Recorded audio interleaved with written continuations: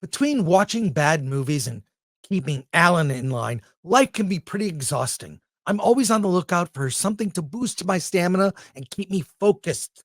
That's when Magic Mind reached out to see if they could help. Magic Mind is a mental performance shot that sharpens your focus, clears your mind, and makes you feel ready to tackle even the worst movies Hollywood has to offer. It gives me the perfect boost of focus, creativity, and energy without any jitters or crashes. It's like my secret weapon.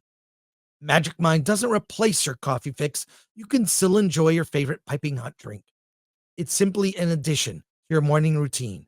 Magic Mind isn't just a quick energy boost, it's enhancement for your entire day. I mean, I love coffee, but I can always use an extra boost. Magic Mind will refund 100%, no questions asked if it doesn't work for you. So give it a try. Go to magicmind.com/filmthread or click on the link in the description and enter code filmthreat20 in the discount box to get up to 48% off your first subscription in the next 10 days or 20% off for a one-time purchase. Let's do it. You're here for Bad Boys 4 Ride or Die. Let's talk about it, Alan. First of all, are you a Bad Boys fan? Like of the series? It's weird. Okay, so I saw the first two. I barely remember the third one. And after seeing the fourth one, I'm racking my brain realizing I don't remember a single thing about the first three. That's exactly right. I saw the first, and I think I saw the third, and I don't remember anything about them. Yeah. I mean, the first one, Will Smith was incredibly popular at that time, and so was Martin Lawrence. I believe he was still on his TV show. So, we went because of these two guys. And I think about it, the fourth movie is just as forgettable as the first three, but I remember having fun. Well, the thing is like, I remember them being fun. I remember it was like quippy and funny. It's like a action cop movie comedy. Obviously, with Martin Lawrence, it has to be a comedy. And Will Smith, he's got the wit. He's likable. So the films are fine, but it's like fast food, right? You eat the fast food. You're not thinking, remember that Big Mac I had? But I can tell you, I remember the steak I've had at Ruth's Chris Steakhouse. A steak, or they had the gratin potatoes or whatever the potatoes with. Like, I remember meals from a really good restaurant. I don't remember fast food fondly that way, and that's what this movie is. It's like a fast food film. It's while you're watching it, fun. It's forgettable. So now I will say this: the guys who directed this are actually, they're the guys who did the Batgirl movie, right? The two directors. It's Adil El Arbi and Bilal Falah, but it's like Adil and Bilal. This sounds like I'm saying something dirty. Yeah. Adil and Bilal, they're co-directors, and I got to give them credit. This movie has a lot of style thanks to them.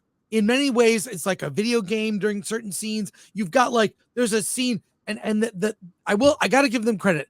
I mean, it's this whole mystery of corruption in the police department. They're trying to clear the name of their old police detective played by Joey Pants.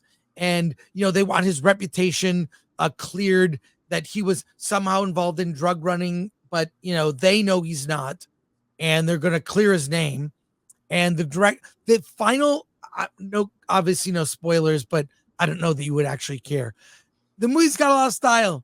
They're like throwing a gun back and forth, and the camera follows the gun from Will Smith's hand, to Martin Lawrence's hand, back and forth, and it follows.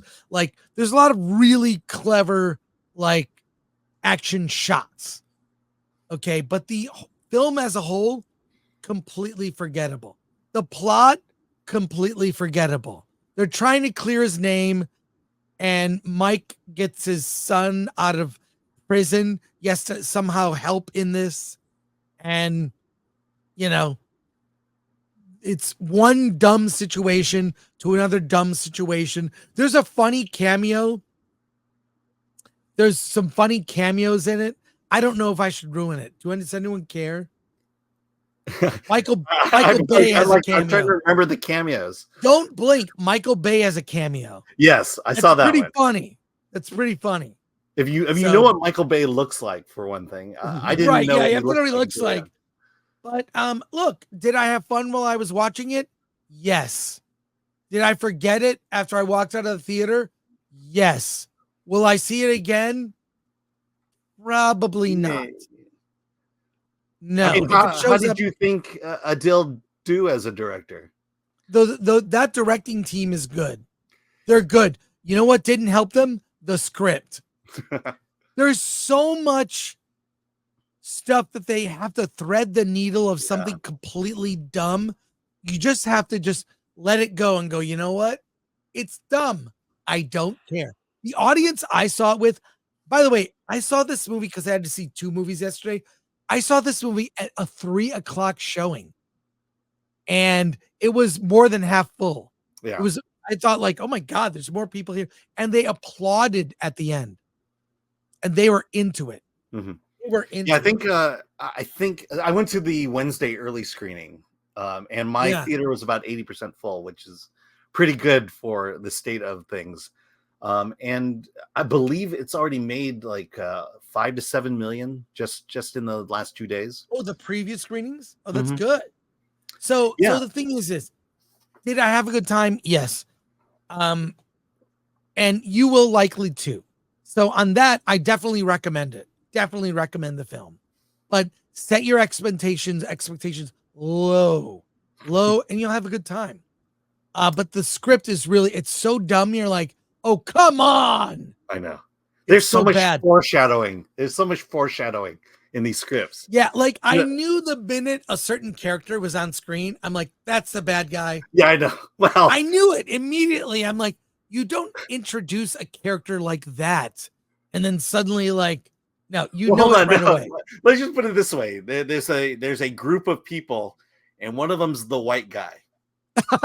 Yes, it's the white guy. It's the white guy. And then there's the they go to this abandoned water park, and there's an attraction of this shark. No, they gators. No, gators. Yeah, gators. I'm sorry. There's this mention. You got mummy shark on the mind. Mummy shark is on your mind. But the thing is they mention it, and you're like, well, of course it's going to show up in a few minutes. There's so much foreshadowing going on here. But I think you're right. You're not here for the story. You're not here for the story. You're here for the action. And I'll say that Will Smith and Martin Lawrence, their chemistry is still there. I enjoyed their play. They took they took a turn with Martin Lawrence's character, which I'm not going to spoil it right now. But no, who cares? It happens in the first 10 minutes. So his character has a heart attack. A heart attack, yeah. And so nearly dies. He gets this new perspective on life. So no, he has a spiritual experience where he feels like it's not his time. Yeah. It's not his time to die. So he feels invulnerable. Yeah. Like nothing can hurt him. And it's actually funny. It's actually funny. I mean, no surprise, Martin Lawrence is funny. I mean, but yeah, their chemistry is still there. And the directors, I'd like to see these directors get a good script because they have style. They clearly care a lot. And they did a great job. They would be better served with a better script. So you're saying Adil would do better with a better script? Yes, the Dill. What do they call these? Adil and Bilal. I'm so sorry. They might be watching this. So, but they might be watching this. Yeah. These are really talented guys. Yeah.